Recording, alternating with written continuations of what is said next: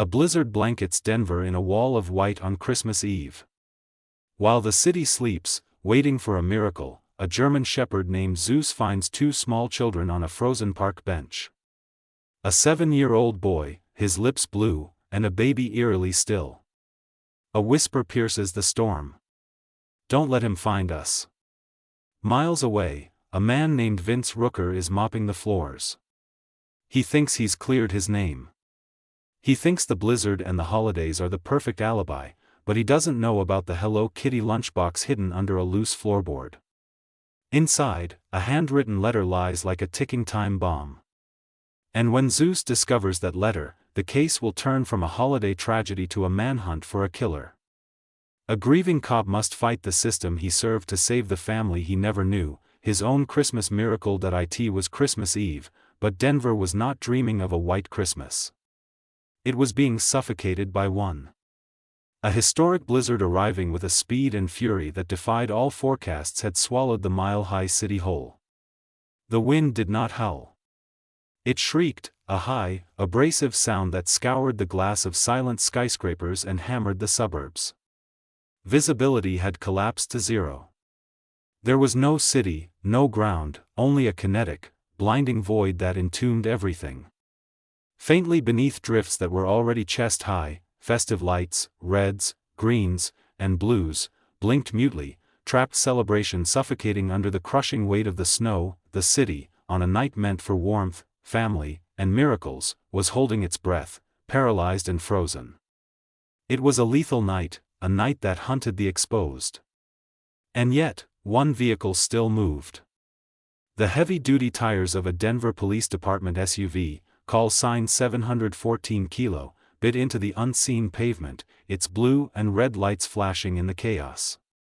A silent, pulsing heartbeat in a dead world. Inside the cabin, the only warmth came from the dashboard's faint green glow. Officer Mark Kincaid, 42, gripped the wheel. He had volunteered for this shift. Christmas for him was not a celebration. It was a memorial. It was a day to be endured, a 24-hour reminder of a small, feverish hand slipping from his own in a fluorescent-lit hospital room 5 years prior. The loss of his son, Daniel, had hollowed him out, leaving a man meticulously dedicated to the procedures of his job. A man hiding from a life that had lost its color. His face, weathered and lined, was covered in a thick, grizzled stubble that was more apathy than style. His gray eyes, usually just tired, were haunted tonight. Beside him, in the K9 modified passenger seat, was his only real partner. Zeus, a 5-year-old, 90-pound German shepherd, was a sable-coated shadow of coiled muscle and profound intelligence. His amber eyes, unlike his handlers, were bright and relentlessly alert, scanning the wall of white as if he could see the individual atoms of the storm. He was Mark's anchor, a living, breathing, loyal connection to a world Mark often just endured. "One more pass of City Park Z. Then we find a hole," Mark muttered, his voice a low gravel. The park, which he knew was decorated with a massive holiday display, was now just an indistinguishable field of white graves. The patrol felt useless, a formality on a night of impossible rescues. He was about to execute a difficult sliding three-point turn when Zeus's entire demeanor changed. He didn't just alert, he transformed. In one instant, he went from passive observation to a rigid high-stakes posture, his head locked, ears forward. A low, pressurized whine vibrated through the dashboard. He pressed his wet nose to the glass, huffing, fogging it in rapid anxious puffs. "Easy, boy," Mark sighed, slowing the vehicle. "It's the wind or a deer stuck in a drift. Nothing we can do." But Zeus escalated. He let out a single concussive woof that rattled the interior. A sound of absolute non-negotiable insistence. He clawed at the door, his eyes fixed on a specific spot 20 yards into the blackness. The adrenaline jolt was immediate, cutting through Mark's grief-fogged exhaustion. Zeus never false alarmed. "All right, I see you. I see you." Mark killed the headlights and threw the truck in park. The moment he opened his door, the blizzard punched him. A physical lancinating sting that stole his breath. "DPD, anyone out there?" he yelled, but the wind tore the words from his mouth. Zeus leaped from the cabin, a sable torpedo disappearing instantly into the white. "Zeus, heal! Damn it!" Mark grabbed his heavy-duty flashlight and plunged into the storm, his tactical boots sinking half-deep with every agonizing step. The flashlight beam was useless, a weak cone illuminating only the dizzying vortex of flakes that he followed the sound of the dog's frantic barks, which sounded muffled. Wrong. He found Zeus near the concrete base of a park bench, now just a hump in a landscape of drifts. The dog was digging, a frantic battery of paws, sending plumes of snow flying, whining with an intensity Mark had never heard. "Zeus, back! What is it?" Mark pushed the dog aside, his heart hammering against his tactical vest. He knelt, sweeping the snow away with his heavy gloves, his beam finally finding the object of the dog's panic. It wasn't an animal. It was a patch of thin blue cotton.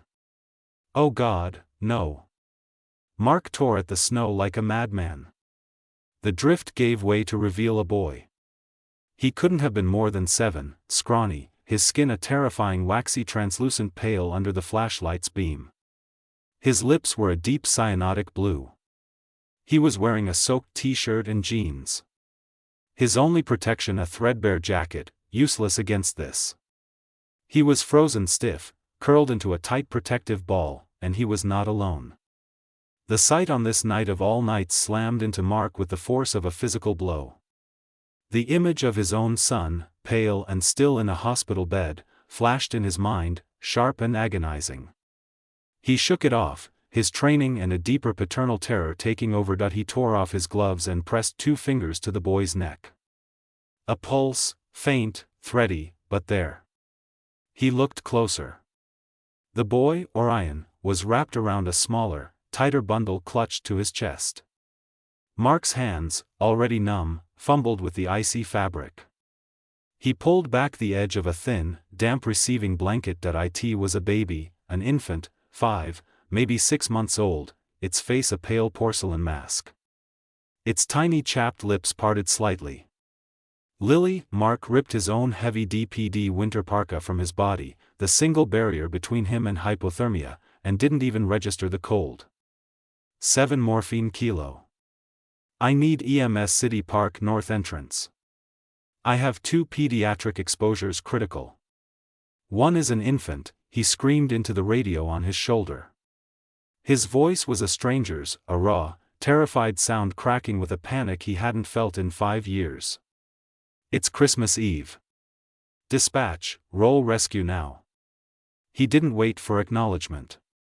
He scooped the rigid 7-year-old into his arms. The boy weighed nothing. As Mark lifted him, the boy's eyelids fluttered, a barely perceptible movement in the storm's chaos. The frozen blue lips parted.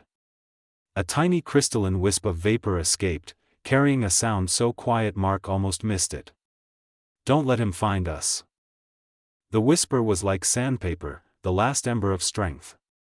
The effort exhausted him and his head lulled back against Mark's chest, unconscious. "Who, kid? Who?" Mark pleaded, zipping the parka around both children, bundling them against his own chest. A desperate attempt to share body heat. Zeus was at his side, whining, nudging the bundle as Mark staggered back toward the SUV. As he ran, Mark pressed his ear to the part of the bundle where the infant lay. He heard only the howl of the wind and the frantic thud of his own heart. There was no cry, no shiver, just a profound, terrifying absolute silence. The drive to Denver General was a violation of every traffic law Mark Consoncade had sworn to uphold. The SUV, its siren screaming into the indifferent blizzard, fishtailed on the ice-slick, unplowed streets, a frantic blue and red beacon in an ocean of white. Mark's hands were locked on the wheel, his body shivering uncontrollably, not just from the residual cold of his missing parka, but from a profound primal terror. The massive police-issued jacket was now a makeshift incubator on the passenger seat, a bundle containing 2 lives. The only sound in the cabin was the deafening horrific silence from the infant. Zeus in the back had stopped barking and was whining low in his throat, a keen of pure canine distress that mirrored Mark's own. He slammed the SUV into the ambulance bay, skidding sideways and stopping inches from the automatic doors, and was out before the vehicle had fully stopped, scooping the precious bundle into his arms and sprinting through the sliding doors. A blast of frigid air following him into the sterile warmth. The emergency room at Denver General was already a war zone. A bubble of controlled chaos besieged by the storm. Nurses in blue scrubs ran. Doctors shouted and the air smelled of antiseptic, burnt coffee, and fear. "I need help now," Mark roared, his voice cracking. He was no longer an officer. He was just a man holding death. 2 pediatric exposures, critical, 1 infant non-responsive. A team materialized instantly, swarming him. "Trauma 1, get Carter," a charge nurse yelled. They didn't wheel a gurney. They simply took the bundle from his shaking hands and laid it on a trauma bed. Nurse Jenna Riley, a woman in her 50s with steel-gray hair pulled into a punishingly tight bun and eyes that had seen every terrible thing Denver had to offer, took charge. With practiced efficient hands, she and another nurse unzipped Mark's parka, revealing the 2 pale, still forms. 2 beds. Split them. "Get me core temps now," she commanded. They lifted the 7-year-old Orion to an adjacent gurney while Jenna's focus remained on the tiny, fragile infant. Dr. Ben Carter, the attending trauma physician, burst into the room. He was young, maybe mid-30s, with dark, curly hair already plastered to his forehead with sweat, his sharp, intelligent eyes taking in the scene in a single sweeping glance. "What do we have, Jenna?" he asked, his voice calm, but radiating an intense, focused energy as he pulled on gloves. "Found frozen in a snow drift. Unknown duration," Nurse Riley reported, her hands already cutting away Lily's thin frozen onesie. "Boy is 7-ish, core temp 88, hypothermic, but breathing shallow. Infant is, oh God. Core temp is 84 and falling. No spontaneous respirations." Mark stood frozen, useless, plastered against the wall, watching them work. The team moved like a single organism, attaching leads, inserting IVs into veins he couldn't even see, pumping warm saline into the tiny bodies. "Pads on the boy. Let's get the bear hugger," Carter ordered. "The infant. She's crashing. Brady Kartik. Bag her, Jenna. I'm intubating." That single word, intubating, broke through Mark's professional detachment. Dr. Carter reached for the laryngoscope. The sterile metallic tool glinting under the harsh overhead lights. The sight, the sound, the sterile click of the kit opening punched the air from Mark's lungs. He was no longer in the Denver General ER. He was 5 years in the past in a different, quieter room, standing beside a different, smaller bed. He was watching a different doctor, a man with a kind, sad face, perform the same terrible, delicate procedure on his son, Daniel. He remembered the smell of the oxygen, the insistent algorithmic beep of the monitor that he had prayed would not flatline, and the final devastating silence when it did. The ER faded. He heard Daniel's last faint sigh. "No," Mark whispered, his back hitting the tile wall, his legs weak. He wasn't just watching a baby die. He was watching his son die all over again. He squeezed his eyes shut, a raw, silent scream trapped in his chest. "I can't. Not again. I can't watch this again. Officer. Officer Consincade." A hand was on his arm. He blinked, the bright lights of the ER snapping back into painful focus. It was Nurse Riley. She had somehow guided him out of the trauma bay into the relative quiet of the hallway.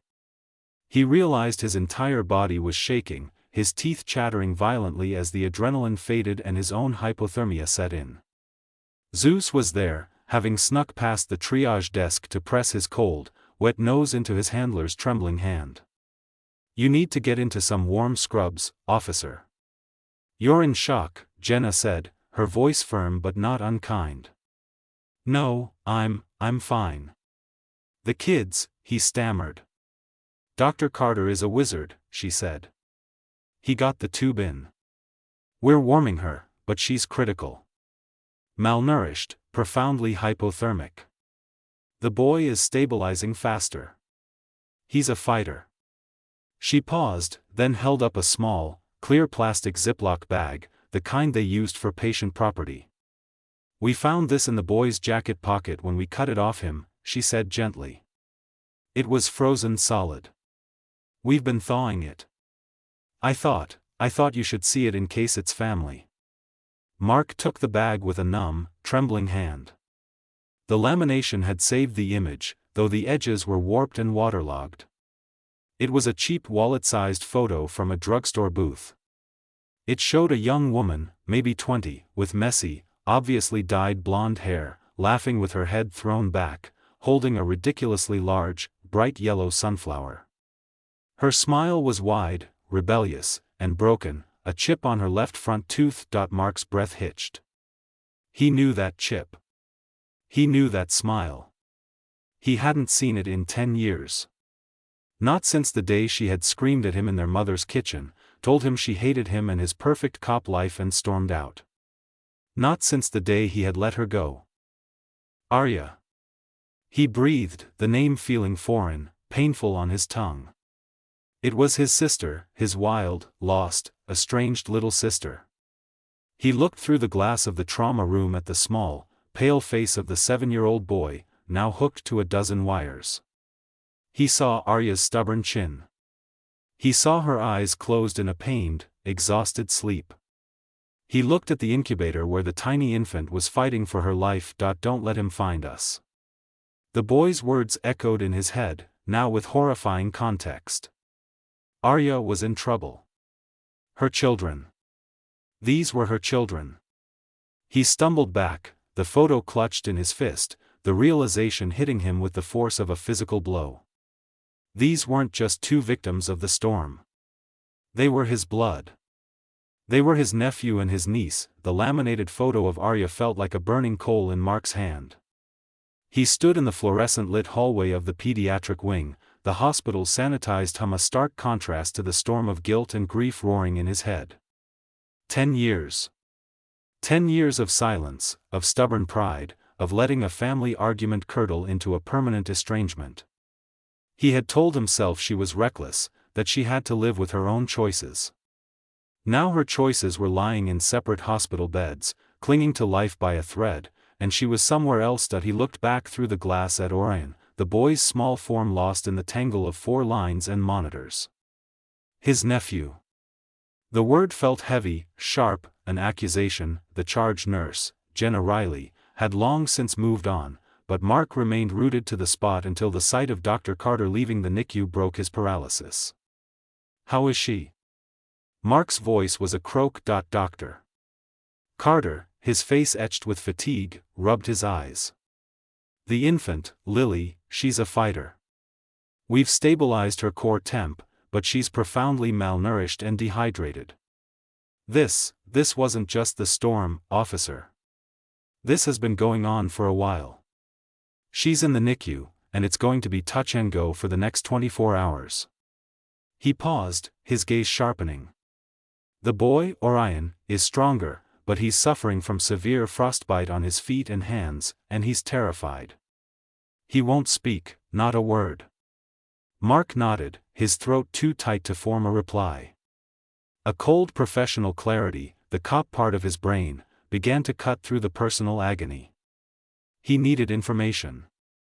Don't let him find us. Who was him? He went to the front desk, flashed his badge to a unit clerk, and made a call to his sergeant, his voice flat, reporting his involvement as a potential next of kin, a formality that felt like a lie. He was off duty, but this was no longer a personal matter. It was a case that he drove his SUV through the still treacherous pre-dawn streets, the blizzard having finally subsided into a brutal aching cold. The city was a landscape of paralyzed vehicles and mountainous snow drifts. He left Zeus in the heated vehicle, parked in his reserved K-9 spot at District 2, and walked into the precinct, the adrenaline from the rescue having worn off, leaving only a bone-deep chill. He sat at his terminal, the damp, warped photo of Arya propped against the monitor and began to dig. He ran her name, Arya Kincaid. The results were sparse. Old addresses, a misdemeanor for shoplifting 8 years ago. Then he ran her name linked with the database. He remembered a different terrible file popped up. A Denver County coroner's report filed 1 week ago. His heart stopped. He clicked it. Deceased, Kincaid Arya. Age 30. Location, 1442 West Colfax Apt 3B. Initial report, suspected overdose. Case open. Pending toxicology. He read the incident report filed by the responding officers. They had found her in a squalid cold water flat responding to an anonymous 911 call from a male who refused to give his name. But the 911 dispatch log had captured the caller's associated number, and the number was registered to a Vince Rooker. Mark typed the new name into the database, his blood turning to ice. The screen lit up like a diseased Christmas tree. Vince Rooker, 35. A long violent history. Assault, battery, domestic, charge dropped, possession with intent to distribute, parole violation. Mark clicked on the booking photo. A thin, sallow face stared back at him, the eyes arrogant and dead. A crude spiderweb tattoo crawled up his neck from under his t-shirt. This was him. This was the him Orion was running from. Mark looked at Arya's report again. Suspected overdose. It felt wrong. A clean, simple word for something that stank of Vince Rooker. He realized with a sickening lurch, Arya had died. And this man, this animal, had been left alone with her children. Orion hadn't just run. He had staged a desperate suicidal escape, choosing a lethal blizzard over the man in that apartment. Mark was back at the hospital in 20 minutes. He found Orion's room on the pediatric floor. The boy was awake, sitting bolt upright in the oversized bed, staring at a cartoon on the wall-mounted TV with blank, unseeing eyes. He was tiny, a collection of sharp angles and pale skin, his small hands wrapped in thick white bandages. Mark, still in his civilian clothes, jeans, and a heavy flannel shirt, stood in the doorway. Orion, he said softly. The boy's head snapped toward him. The reaction was instantaneous and violent. Orion didn't just flinch. He scrambled backward, crab-walking until his back hit the wall, his eyes wide with a terror so profound it was suffocating. He pulled the thin hospital blanket up to his chin, his entire body trembling. "I didn't do nothing," he whispered, his voice cracking.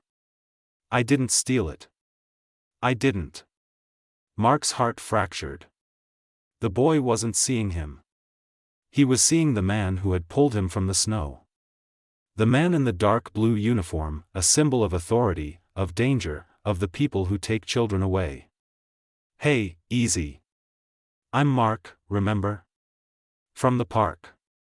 I'm not here as a cop." But his words were useless. The boy was gone, retreated into a protective shell. Just then, a woman stepped into the doorway, clipboard in hand. Officer Kincaid.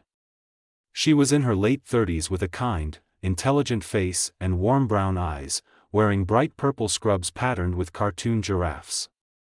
Her badge identified her as Dr. Evelyn Reed, child life specialist.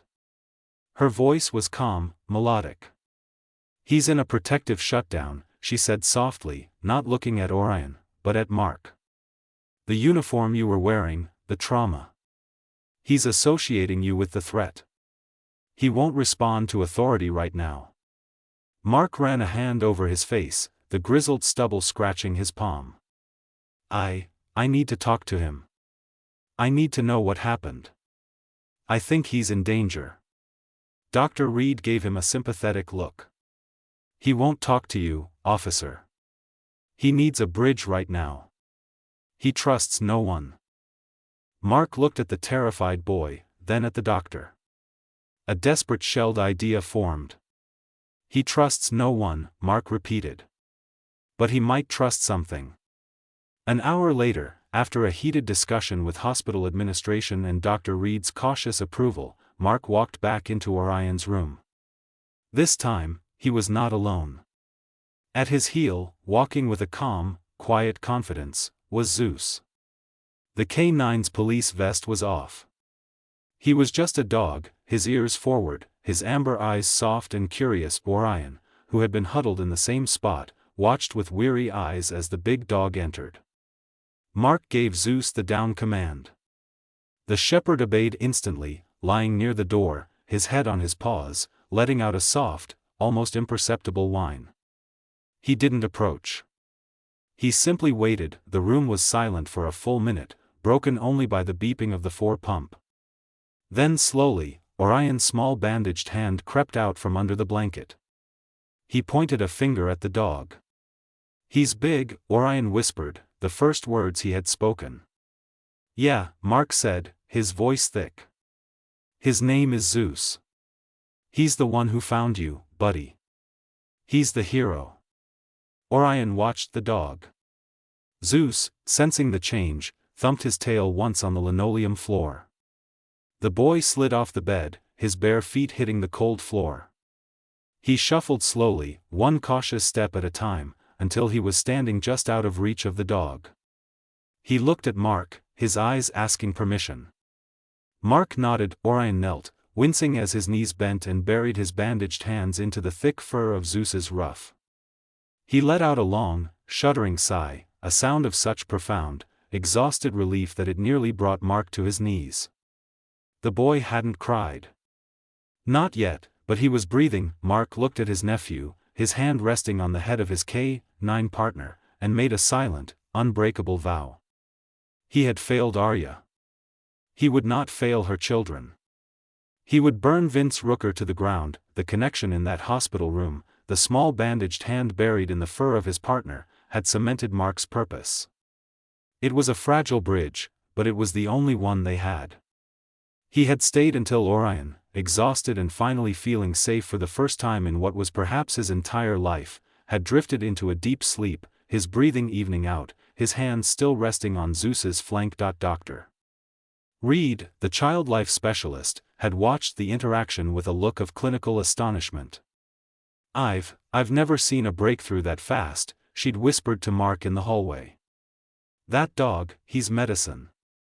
Mark had made the call. A massive breach of protocol that would have his sergeant screaming, but he didn't care.